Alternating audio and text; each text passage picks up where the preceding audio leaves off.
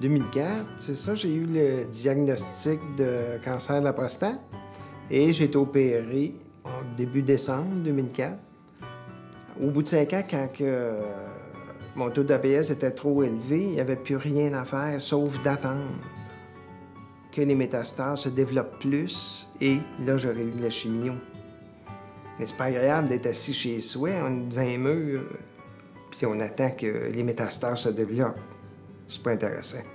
Puis à ce moment-là, mon neurologue a dit non, on n'attend pas. Et je me suis retrouvé au CHUM sur un programme de recherche avec le docteur Saad.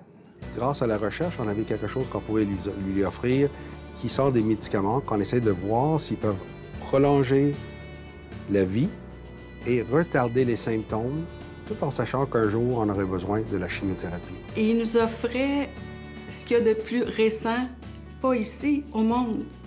Un médicament expérimental qui en était à sa phase 3, qui convenait exactement à la situation de mon conjoint. Parce que moi, en fin de compte, j'ai pas de traitement, je prends des pilules. C'est pas la fin du monde, non? Des prises de sang, une fois par mois.